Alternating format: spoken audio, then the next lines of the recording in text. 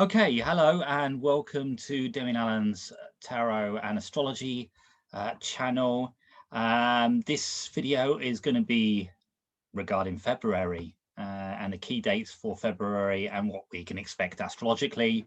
So we're going to look at the planets, the aspects, and which planetary energies are going to dominate over February. So the first chart that you see is 6 o'clock in the morning GMT time on the 1st of February. And already we can see a lot of planets, a stellium of planets in Aquarius. So that Aquarian energy is really going to be a massive feature for this month and over the next 4 weeks. One of the major features that's going to be dominating is the Mercury retrograde that's playing out. That went retrograde on the 30th of January and is going to continue up until the 21st of February, and it's in Aquarius. So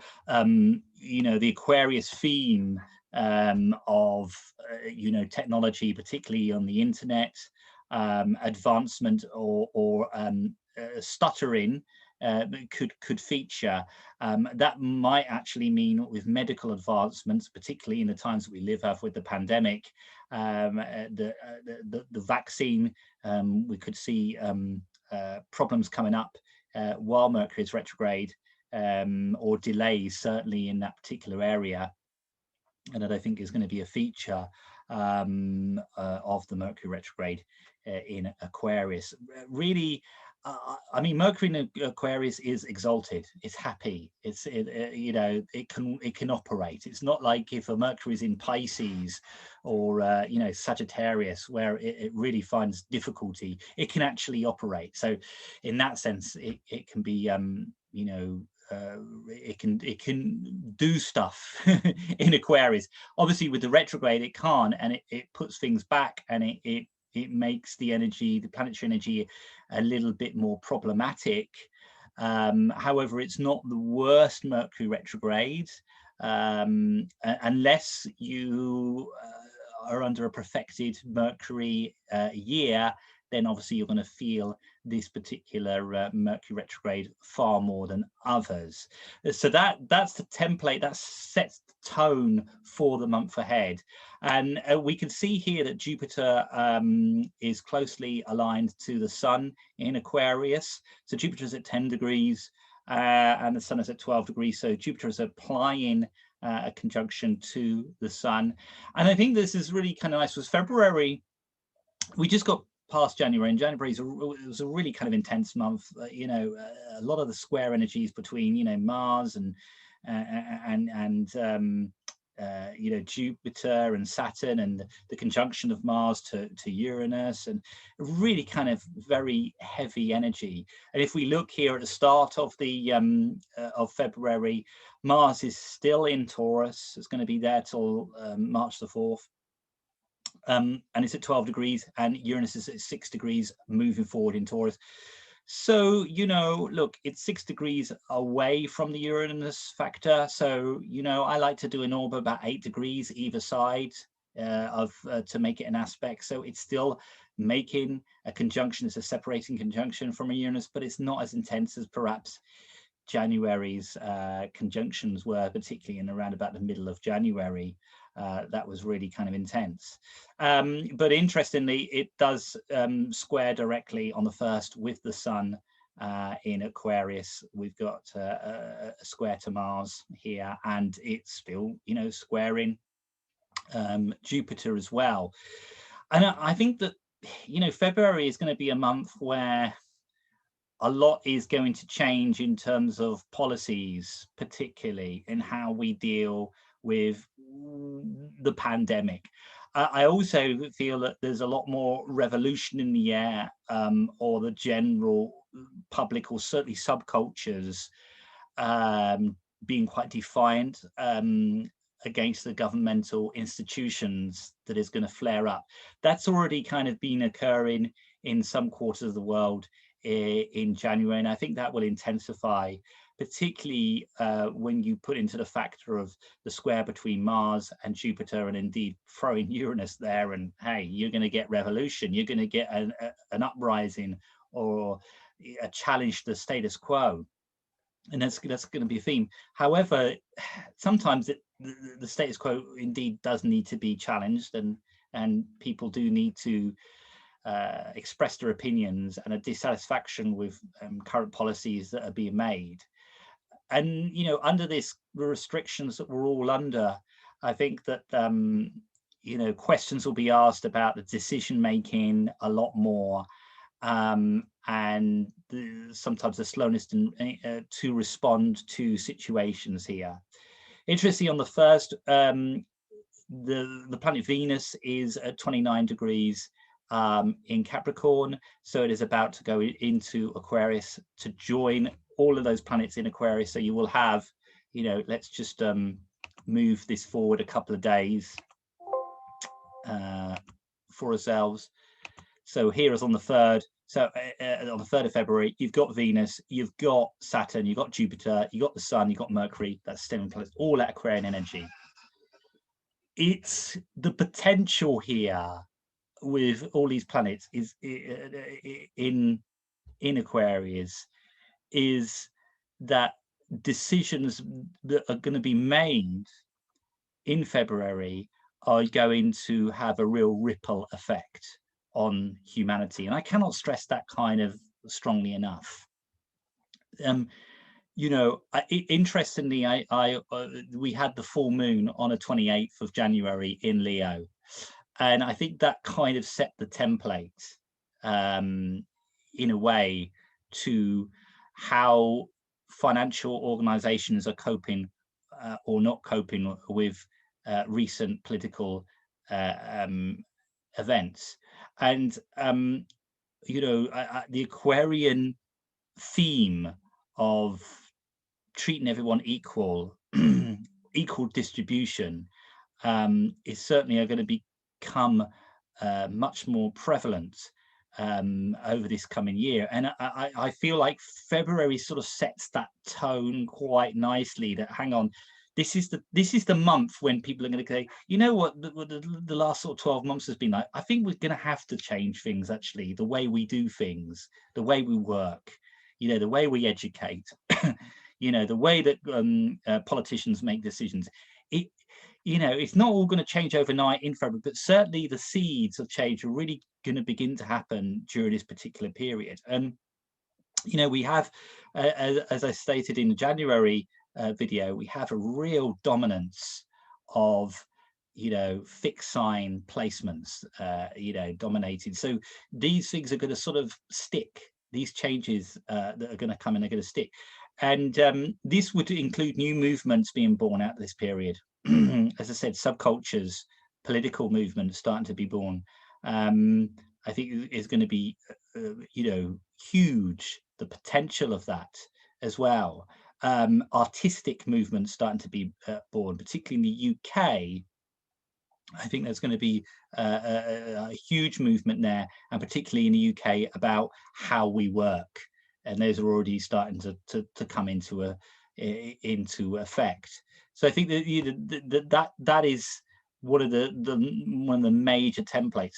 I think in the USA, particularly, a lot of these stellium planets in the USA chart is in the 3rd house, which is the house of short distance travel, communication, and I'll talk about travel a bit later on.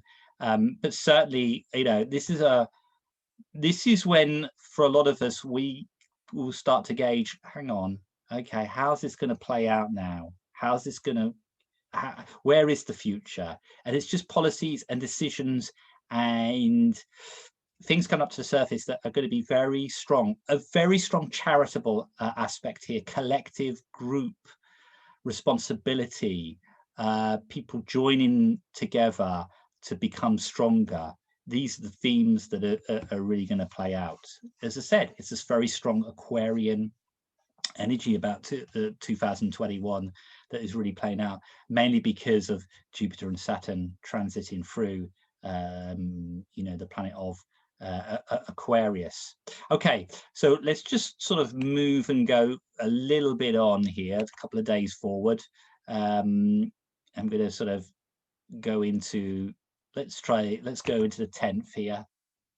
10th is interesting because we got the moon on that particular day, just ingressed into Aquarius. So again, a re-emphasis, and it's one of those where you know, when you've got so many planets in one sign, other signs haven't got a look in. It's all on their Aquarian energy here.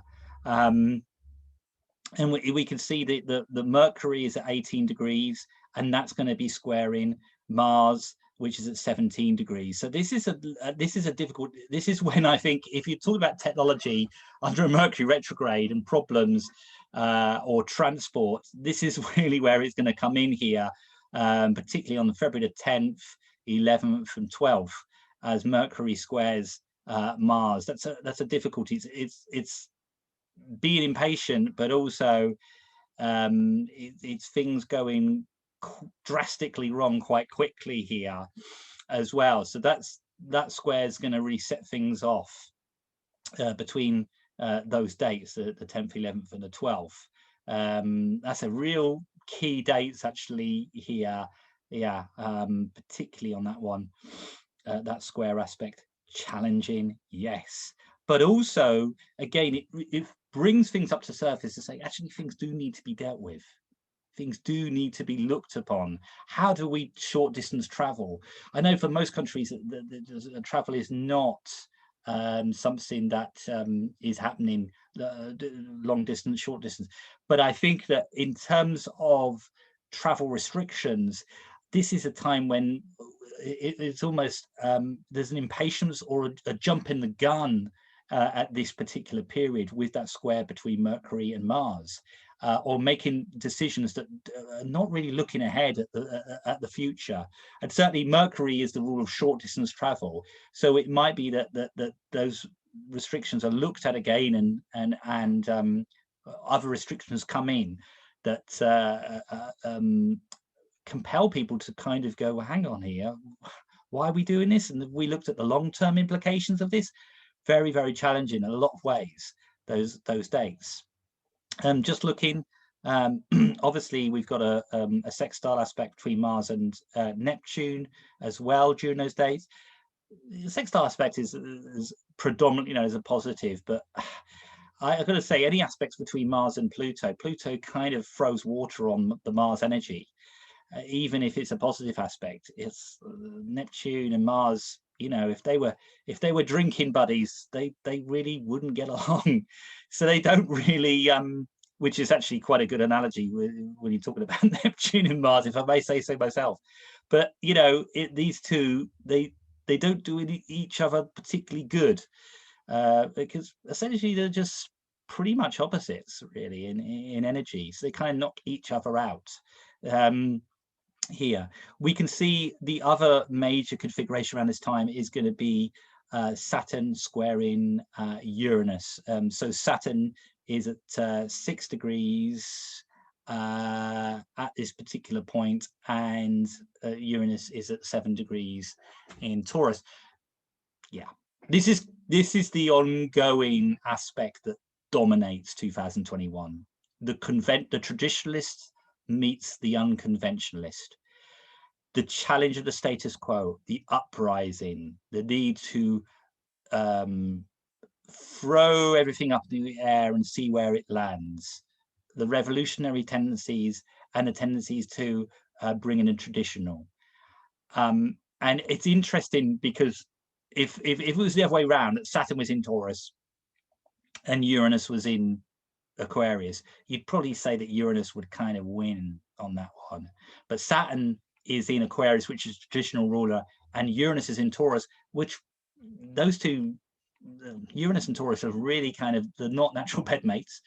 So what you would say is that Saturn is gonna be the one that perhaps is the stronger of the two. So it's trying to put these traditional values or these policies that are a bit more restrictive in a sense. So that's a challenge again, just moving forward. That is hugely important. And obviously, you know, at that time you've got you a couple of days, day and a half before you know, the new moon as well at that time. So the you know, key dates here, I'm going to say here is February 9th to the 13th of February, key dates with that, particularly the 10th, 11th, as you're in the dark moon stage as well here. So I've gone into the 13th and already a few changes that we can see. Mercury is still going backwards, of course, and it's at 14 degrees in Aquarius now, and now Mars is traveling forward, has been, it's not going retrograde in Mars, in Taurus, thank God, at 19 degrees. So that intensity of those two is perhaps not as great as it has been here. So we kind of get a little bit of respite with this one.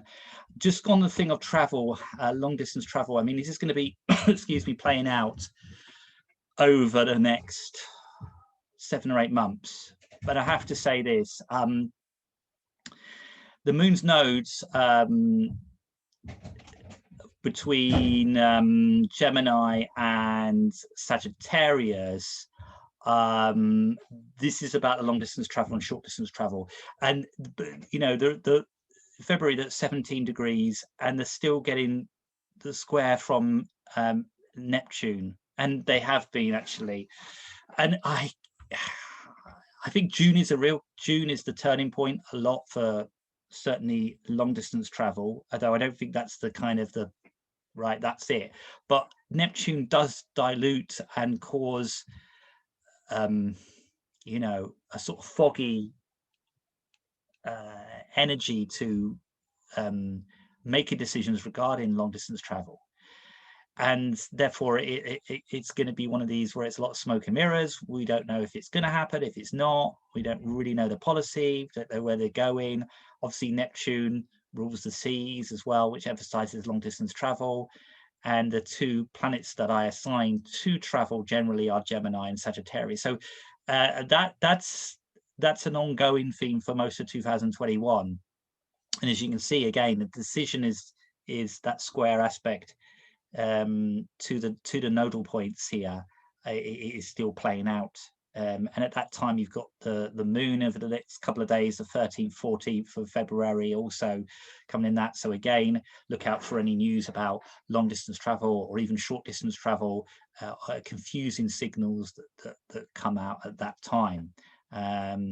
So again, the middle of February is a really kind of interesting period here. Okay, let's just go forward. So we're now into February 20th, and this is now we've got the different energies. The sun is now ingressed into Pisces here. So we come to the end of the winter in the northern hemisphere, the winter cycle, the last zodiac sign of the winter. So that's puts a little bit of less emphasis on the Aquarian themes, although you've got a huge amount of still an Aquarian theme here. Mercury's its last stages of being retrograde. It's at 11 degrees, and it was at 11 degrees on the 14th of January. So that's when it sort of slowed down. So that 11 degrees is very important in this. We got Mars 23 degrees now, and that's squaring Venus on that day here. I'm not too much concerned about that as it sort of stands. I'm more concerned still with the aspect of Uranus, which is at 7 degrees in Taurus, and Saturn at 7 degrees in Aquarius. So the square aspect is you know, it's exact by the degree, not by the minutes, but it's on a degree, and therefore that intensity is really kind of building up. And like I said at the beginning, this is a lot to do with policies, things coming forward that are traditional and unconventional. It's the two are really like a boxing match, are just kind of hitting each other, metaphorically speaking. to try and make sense of where the world's going for the future. Very, very, you know, I don't get the sense it's as challenging as January. It's certainly not as heavy as January, but it's certainly kind of like going to be whoa, you know, didn't see that coming, or where is the world going on this one, or how's this going to cope? But you should begin to see that how things are going to sort of play out. The seeds have changed that they're going to go on here, I think is really kind of important with this. Now, just again on the travel aspect, the nodes are at 16 degrees during this time, and obviously they are sextiling Jupiter and beginning to sextile Mercury. So Mercury and Jupiter are two travel planets again. So again, there's this kind of, particularly on short distance travel, I think this is going to be kind of interesting, because if I just move forward here a couple of days, Mercury is now beginning to move forward. It's still at 11 degrees, and we've got Jupiter at 15 degrees sextiling the south node here and make it a trine aspect with the north node. And I think that this is kind of when we can start to see things maybe open up a little bit in terms of, right, okay, this we now have a slight timetable of when things perhaps will look, you know, a little bit easier for us all on the short distance, because the trine from Jupiter to the north node in Gemini. Gemini is the obviously short distance travel. The long distance is Sagittarius. That's got the sextile, but I would argue at the moment, until I think the trine for me is always stronger than the sextile in terms of positive. So because the two elements are the same element, so it flows a bit nicer here. And Neptune is now at 20, just gone into 20 degrees around this time. And we can see there that Mars is just get the 24 degrees, a lot of stages of Taurus. Now, the sub-ruler of that last 10 degrees of Taurus, you know, is Saturn. So last 10 degrees of Taurus doesn't particularly, it's a bit of a heavy energy to it. So again, Mars in that during those last 10 degrees is extra heavy, although it's less influenced by other planets apart from the Venus at that stage. So I've said previously, you know, Mars and Taurus doesn't work. Okay, let's just move this forward a little bit more now to the end of February.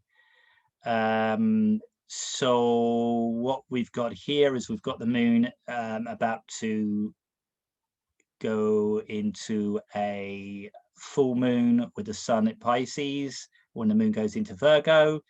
We've got the sun in Pisces at 7 degrees. We can see Mars at 26 degrees, and we can see that that's Saturn, which is a faster moving planet than Uranus, apart from its retrograde, or is now at 8 degrees in Aquarius, and Uranus is at 7 degrees in Taurus. So it is starting to move away, Saturn, only by 1 degree. So it'll keep moving till it gets to 13 degrees in Aquarius. And we can see with Uranus, you know, that's going to move forward all the way till August. But yeah, we're still under that intensity there. Here we've also got Venus. Venus is lovely in Pisces. That's moved ingressed into Pisces, which obviously softens it up, the energy slightly, and you know, it's exalted in Venus is exalted in Pisces. That softens that energy rather nicely. It starts to put the emphasis on the end of a cycle, preparing us really for March, which is, you know, when things start to get moving again here. So let's just move it a bit more forward. Yeah, so yeah, this is the 28th, and obviously on 27th is the full moon, and we can see here we've also got Mars at 27 degrees. You know, it's that middle part of February which I think is really kind of like challenging in a lot of ways, but not quite as much as the January middle. I just feel it's a little bit more palatable for us all. But you know, it's trying to sort of make sense of the chaos, you know, that's and where policies are being made and how they're being made, and do they work for a lot of people, or are they just sort of this slightly chaotic energy? I think there's a lot to do with that energy here. Now Mercury's moving forward, definitely. And so, you know, Jupiter's at 16 degrees. So let's go right to the next stage. Okay, I've gone a bit too far ahead into March there. So yeah, so I think it's going to be fascinating February. I think it really is, and things in terms of some of the things that are going to surface in February, and you know, the rise of technology in helping us with this pandemic is going to accelerate, I think. Although, as I said, the Mercury retrograde, I think, in Aquarius might just delay, or things come to the surface that are like maybe to do with the vaccines that are not so nice, or a bit unsure, or something doesn't work quite as well as it was meant to. But as I said, that's quite a short kind of lived, because, you know, Mercury retrograde is like that. But I think the really interesting thing is about travel. And I think the travel is going to dominate this year, short distance and long distance travel. And it kind of prepares us, obviously, for the big change that's going to happen in March, where it becomes very much more active. But yeah, the general mood is very Aquarian themes of the collective, groups, people coming together, equality. As I said in previous videos, sometimes it can go the opposite, the polarity, which is Leo, which is the kind of the negative aspect to go, it's all about me and I'm all right, Jack kind of energy. So we have to be careful of that. That could be the polarity working on there. But because of the stellium of planets in Aquarius, I generally feel like that will kind of win out. But the interesting thing is how we respond to these changes that are coming in. And it is that wake-up call, I think, February, when we go, do you know what? I think we're going to have to change the way that we live, the way that we work, how we do education. You know, all of those things are going to, you know, come under the umbrella of, right, okay, this has made a change to the world, and now what are we going to do about it? So I think it's a really exciting time. And I will catch up with you all again, no doubt, soon. So if you do like the video, then please, you know, press the like button and also become a subscriber. Okay, until next time, bye-bye for now.